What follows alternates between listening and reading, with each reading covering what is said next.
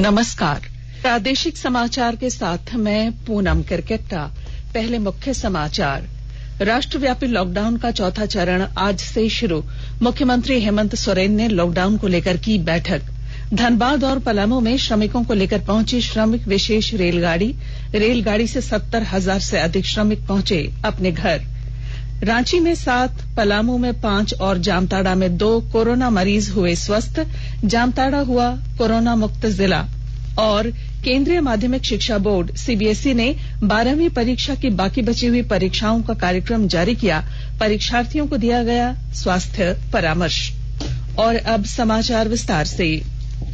केंद्र सरकार ने लॉकडाउन को 31 मार्च तक के लिए बढ़ा दिया है। आज लॉकडाउन के चौथे चरण का पहला दिन है। मुख्यमंत्री हेमंत सोरेन ने लॉकडाउन 4 को लेकर मंत्रिमंडल उप समिति की बैठक की।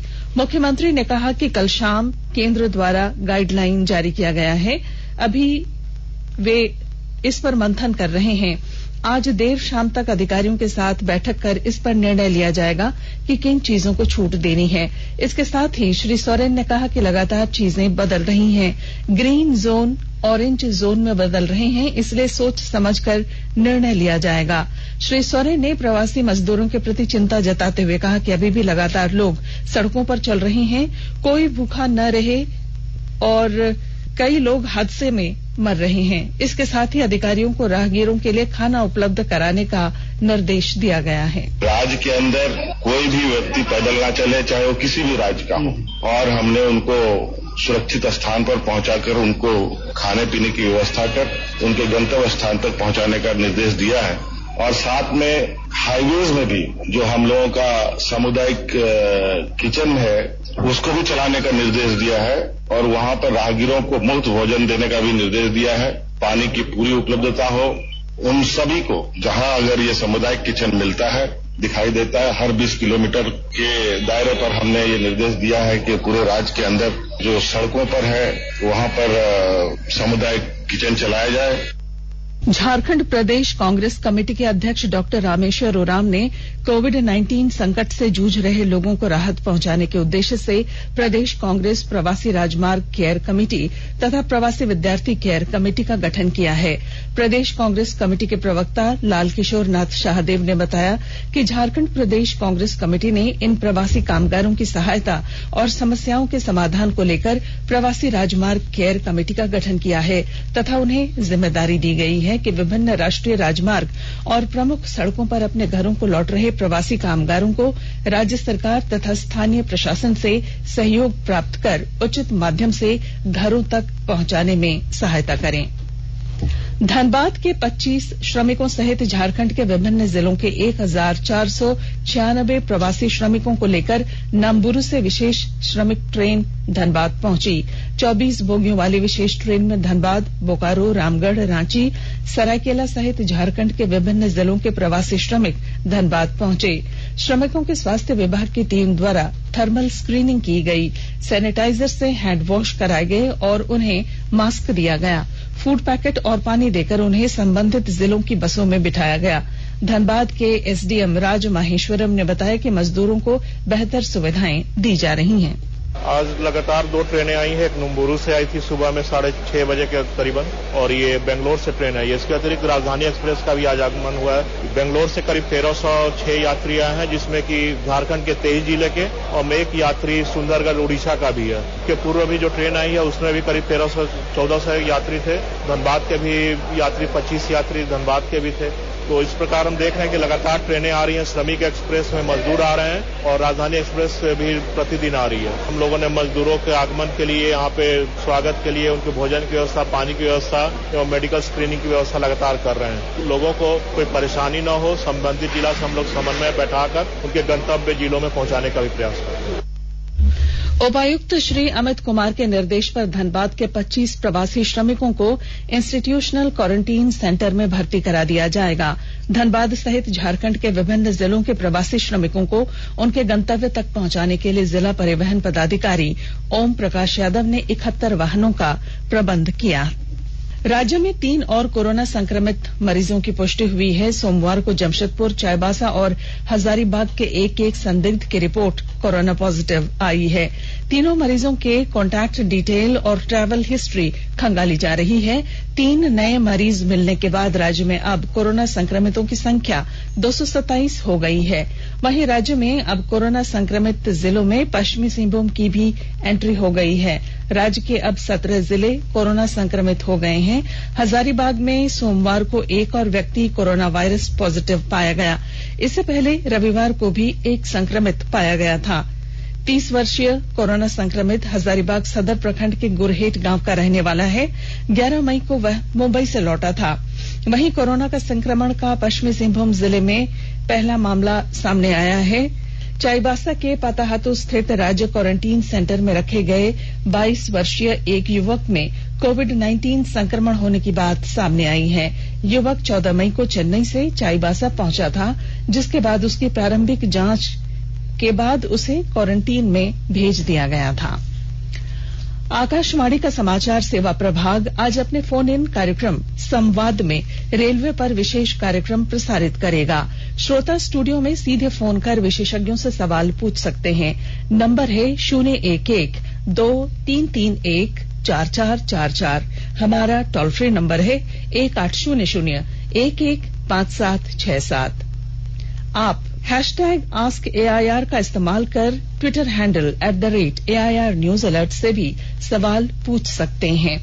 यह कार्यक्रम आज शाम 7:10 से FM गोल्ड और अतिरिक्त चैनलों पर सुना जा सकेगा। कार्यक्रम हमारी वेबसाइट newsonair.com और हमारे YouTube channel news on AIR official पर भी उपलब्ध रहेगा। Mobile app news on AIR से भी आप इसे सुन सकते हैं। मुख्यमंत्री हेमंत सोरेन ने झारखंड पुलिस को आदेश दिया है कि उत्तर प्रदेश पुलिस से समन्वय स्थापित कर इटावा में घायल पड़ी सोनोती सोरेन के परिवार को सुरक्षित झारखंड लाया जाए। मुख्यमंत्री को सूचना मिली कि झारखंड की प्रवासी बच्ची सोनोती सोरेन कुछ दिन पूर्व एक सड़क हादसे में घायल हो गई है। सोनोती का परिवार गुड़गांव से पैदल ही साहिबगंज के लिए निकल पड़ा था। दूसरी ओर मुख्यमंत्री ने उपायुक्त हजारीबाग को सदर थाना क्षेत्र के राशन डीलर पर जांच के बाद कार्रवाई करने का निर्देश दिया है। मुख्यमंत्री को सूचना मिली है कि आपदा में भी हजारीबाग सदर थाना क्षेत्र के राशन डीलर राशन वितरण में अनियमितता बरत रहे हैं, जिससे लोगों को परेशानियों का सामना करना पड़ रहा है। पलामू में आज कोरोना पॉजिटिव 5 मरीज स्वस्थ होकर अपने घर लौट गए। 5 की जांच नेगेटिव आने के बाद उन्हें पलामू मेडिकल कॉलेज अस्पताल में बनाए गए डेडिकेटेड कोविड केयर सेंटर से छुट्टी दे दी गई। सिविल सर्जन ने सभी स्वस्थ हुए मरीजों को मास्क, सैनिटाइजर और विभिन्न फल से भरी टोकरी भेंट की। ये सभी छत्तीसगढ़ से मजदूरी कर लौटे थे। जांच रिपोर्ट पॉजिटिव आने के बाद ये सभी यहां इलाजरत थे। इन सभी को 14 दिनों तक होम क्वारंटीन में ही रहने को कहा गया है। आकाशवाणी के ताजा तरीन समाचारों के लिए आप हमारी वेबसाइट newsonair.com पर लॉग ऑन कर सकते हैं। ताजा समाचार ट्विटर @AIR न्यूज अलर्ट्स और Facebook page all India radio news पर भी उपलब्ध हैं। आप प्रादेशिक समाचार एकांश के ट्विटर अकाउंट @AIR news_रांची और Facebook page AIR news Ranchi के अलावा YouTube channel regional news unit Ranchi पर भी हमारे बुलेटिन सुन सकते हैं। प्रादेशिक समाचार आप आकाशवाणी रांची से सुन रहे हैं। 7 और कोरोना संक्रमित मरीजों के ठीक होने के बाद रांची जिले में अब कोरोना के 13 ही एक्टिव केस रह गए हैं। रांची जिले में कुल कोरोना संक्रमण के अब तक 105 मामले सामने आए, जिनमें से 90 स्वस्थ हो चुके हैं। रांची जिले में कोरोना वायरस से संक्रमित मरीजों की संख्या 105 थी। डॉक्टरों, स्वास्थ्य कर्मियों और जिला प्रशासन के संयुक्त प्रयास से अब तक कुल 90 मरीज स्वस्थ हो चुके हैं, जबकि कोरोना संक्रमित 2 मरीजों की मौत भी हो चुकी है। जामताड़ा जिले में पाए गए 2 कोरोना पॉजिटिव मरीज पूरी तरह स्वस्थ हुए हैं। अंतिम जांच रिपोर्ट उनकी नेगेटिव आई है। जामताड़ा अब ग्रीन जोन में आ गया है। जिले में 26 अप्रैल को पहला मरीज कुंडहित प्रखंड के विक्रमपुर गांव में मिला था। वह पश्चिम बंगाल के जमुरिया से 9 अप्रैल को घर आया था। 10 अप्रैल को ही उसका सैंपल जांच के लिए भेजा गया था। जिसमें उसकी रिपोर्ट पॉजिटिव आई थी। वहीं दूसरा मरीज 29 अप्रैल को नाला क्वारंटीन सेंटर में मिला था। वह भी कोलकाता से बांका जा रहा था। इसी दौरान उसे नाला में क्वारंटीन में रखा गया। 2 दिन पूर्व कराई गई जांच में दोनों मरीजों की रिपोर्ट नेगेटिव आई है। जामताड़ा के उपायुक्त गणेश कुमार, विधायक डॉक्टर इरफान अंसारी ने आज जिला प्रशासन के अन्य अधिकारियों और मेडिकल टीम के सदस्यों के साथ दोनों मरीजों के स्वस्थ होने पर उन्हें फूल माला भेंट कर अस्पताल से विदा किया। पलामू सहित झारखंड के अन्य जिलों में श्रमिकों के पहुंचने का सिलसिला जारी है। इसी क्रम में आज तेलंगाना के लिंगमपल्ली और गुजरात के भुज में फंसे पलामू के 300 मजदूरों के साथ साथ राज्य के विभिन्न जिलों के 2585 श्रमिकों को स्पेशल ट्रेन के माध्यम से स्टेशन लाया गया। डाल्टनगंज रेलवे स्टेशन पहुंचे श्रमिकों का जिला प्रशासन के पदाधिकारियों ने स्वागत किया। मेडिकल स्क्रीनिंग और खाने पीने के सामान देकर सभी मजदूरों को उनके गृह क्षेत्रों में बसों के माध्यम से भेज दिया गया है। स्वास्थ्य और परिवार कल्याण मंत्रालय ने लोगों को सलाह दी है कि वे नोवेल कोरोना वायरस से अपने को सुरक्षित रखने के लिए सभी बुनियादी एहतियाती उपायों का पालन करें और सामाजिक दूरी बनाए रखें। एक रिपोर्ट। सरकार ने कहा है कि आवश्यक वस्तुओं की पर्याप्त आपूर्ति जारी है और लोगों को चिंता करने की कोई जरूरत नहीं है। लोगों को सलाह दी जाती है कि वे आवश्यक वस्तुओं और चिकित्सा सामानों की खरीदारी करते समय धैर्य रखें और शांत रहें। आवश्यक वस्तुओं को खरीदने के लिए बार बार बाहर निकलने से बचें। साथ ही लोगों से हाथ मिलाने और गले लगने से भी बचना चाहिए। बाजार, मेडिकल स्टोर और अस्पतालों में लोग कम से कम 1 मीटर की दूरी बनाए रखें। घर पर गैर जरूरी सामाजिक समारोह से बचा जाना चाहिए और घर पर मेहमानों को नहीं बुलाना चाहिए। लोगों को अपनी आंख, नाक और मुंह छूने से बचना चाहिए और लगातार हाथ साफ करते रहना चाहिए। हाथ को दोनों तरफ से कम 20 सेकंड तक रगड़कर धोना चाहिए। यदि कोई व्यक्ति खांसी या बुखार से पीड़ित है तो वह दूसरों के संपर्क में आने से बचे और डॉक्टर से तुरंत परामर्श ले। स्वास्थ्य मंत्रालय ने कोरोना वायरस के बारे में जानकारी के लिए एक टोल फ्री नंबर 1075 जारी किया है। इधर राज्य सरकार की ओर से भी कई दिशा निर्देश जारी किए गए हैं।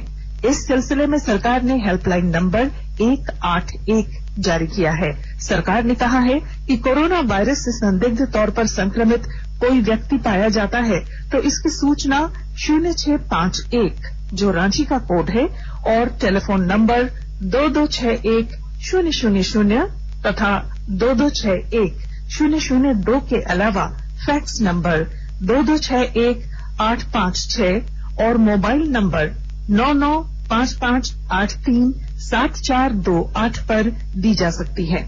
आकाशवाणी रांची भी आपसे अपील करता है कि कोविड-19 के संक्रमण से बचने और अन्य लोगों को सुरक्षित रखने के लिए कृपया घर पर ही रहें और सरकारी दिशा निर्देशों का पालन करें।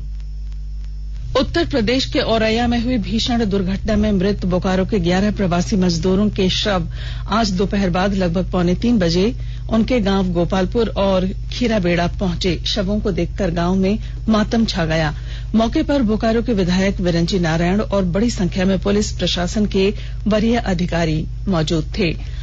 मृतकों के परिजनों ने घर परिवार चलाने के लिए सरकार से नौकरी और 25 लाख रुपए मुआवजे की मांग की है।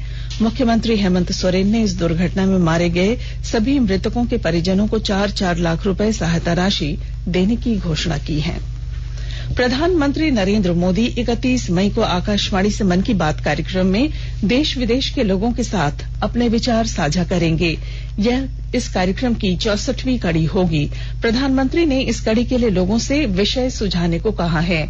लोग 1800-117800 नंबर पर इस कार्यक्रम के लिए अपने विचार रिकॉर्ड करा सकते हैं या नमो ऐप ओपन फोरम या माई जीओवी पर भी लिखकर भेज सकते हैं। केंद्रीय माध्यमिक शिक्षा बोर्ड सीबीएसई ने 12वीं परीक्षा की बाकी बची हुई परीक्षाओं का कार्यक्रम जारी कर दिया है। ये परीक्षाएं 1 से 15 जुलाई के बीच होंगी। परीक्षार्थियों को मास्क पहनने और सैनिटाइजर साथ रखने का निर्देश दिया गया है। अभिभावकों की ये जिम्मेवारी होगी कि उनके बच्चे किसी बीमारी से ग्रस्त न हों। दुमका जिले के हंसडीहा थाना क्षेत्र के धनबे पंचायत स्थित जो कि बांध तालाब में आज दोपहर डूबने से 2 बच्चों की मौत हो गई। दोनों बच्चे तालाब में नहाने गए थे। पुलिस अधीक्षक अंबर लकड़ा ने बताया है कि बच्चों के माता पिता दिहाड़ी मजदूर हैं। ग्रामीणों की मदद से दोनों बच्चों के शव तालाब से बाहर निकाले गए। और अब बुलेटिन के आखिर में मुख्य समाचार एक बार फिर। राष्ट्रव्यापी लॉकडाउन का चौथा चरण आज से शुरू। मुख्यमंत्री हेमंत सोरेन ने लॉकडाउन को लेकर की बैठक। धनबाद और पलामू में श्रमिकों को लेकर पहुंची श्रमिक विशेष रेलगाड़ी से 70,000 से अधिक श्रमिक अपने घर पहुंचे। रांची में 7, पलामू में 5 और जामताड़ा में 2 कोरोना मरीज हुए स्वस्थ। जामताड़ा हुआ कोरोना मुक्त जिला। और केंद्रीय माध्यमिक शिक्षा बोर्ड सीबीएसई ने 12वीं परीक्षा की बाकी बची हुई परीक्षाओं का कार्यक्रम जारी किया। परीक्षार्थियों को दिया गया स्वास्थ्य निर्देश। और इसके साथ ही आकाशवाणी रांची से प्रादेशिक समाचार का ये बुलेटिन समाप्त हुआ। नमस्कार।